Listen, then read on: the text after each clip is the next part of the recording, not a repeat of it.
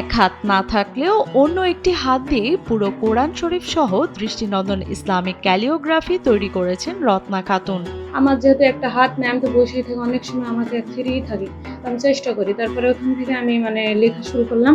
শুরুতে ইউটিউবে এক শিক্ষার্থীর হাতে লেখা কোরআন শরীফ দেখে অনুপ্রাণিত হন রত্না।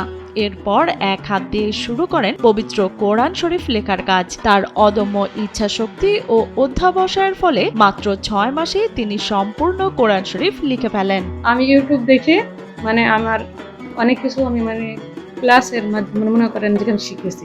কোরআনটা লেখার বলতে আমার একটা টান কোরআনের সঙ্গে। আমি কোরআন পড়ি, আর কোরআন পড়তে পড়তে আমার কিছু অর্থ নজরে আসলো, তারপরে আমি ভাবলাম যে আর কোরআনটা আমি লিখলাম। আমার ফার্স্টে আমার অনুপ্রেরণা হয়েছে, একটা মেয়ে লিখেছিল, ঢাকা মনে হয় বিশ্ববিদ্যালয়ের একটা মেয়ে লিখেছিল। তো ও সাধারণ জেনারেশন লাইনে পড়াশোনা করে লিখেছিল। আমি বললাম যে ও পারলে আমি কেন পারবো না। মেহেরপুর জেলার গাংনী উপজেলার গাড়াবাড়িয়া গ্রামের বাসিন্দা রত্না খাতুন। এক সড়ক দুর্ঘটনায় তিনি তার বাম হাত হারান। ঈদের 2 দিন পরে আমি একটা জায়গায় থেকে আসছিলাম। ওইখান থেকে আসার সময় আমার ধরেন এই যে পাথরলি থেকে আপনার ওই যে কালীগাংনী আছে, ওইখানে একটা জায়গা ছিল, বৃষ্টি হচ্ছিল ঝিপঝিপ করে। ওখানে আসার সময় আমি দেখলাম যে আমার গাড়িতেই বসেছিলাম, যে একটা বাস আসছিল, ওখানে বাস আমার পাশ দিয়ে চলে গেল। আমি বুঝতে পারিনি সেভাবে যে বাসের সঙ্গে আমার অ্যাক্সিডেন্ট হয়ে মোটরসাইকেল ছিল।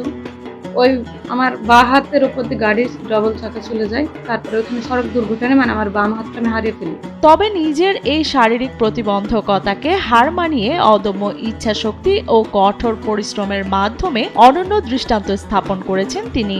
আমি যে কাজগুলো করছি এখানে আমার হাতের কথা আমি আল্লাহর কাছে শুকরিয়া আদায় করি যে আল্লাহ আমার হাতটা নিয়ে নিয়েছে, ভালোর জন্য নিয়েছে। তখন আমি 2 হাত থেকে কিছু করতে পারিনি, কিন্তু এখন সেগুলো আমি করতে পারছি। আমার ক্যালিগ্রাফি, আমার কোরআনের প্রত্যেকটা জায়গায় আমার নিজস্ব একটা সিগনেচার থাকবে, 1 হ্যান্ডেড রাইটার, যাতে মানুষ বুঝতে পারে যে এটা যে লিখেছে যে তার একটা হাত আছে। পবিত্র কোরআন শরীফ লেখার পাশাপাশি রত্না তৈরি করেছেন বিভিন্ন দৃষ্টিনন্দন ইসলামিক ক্যালিওগ্রাফি।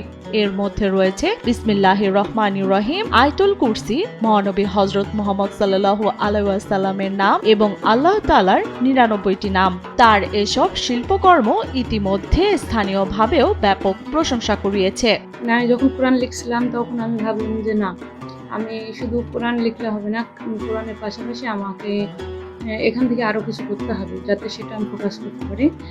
সেজন্য আমি ক্যালিগ্রাফিটা আমি করলাম, যে চেষ্টা করলাম। ফার্স্টে চেষ্টা করার পরে দেখছি না সুন্দর হচ্ছে।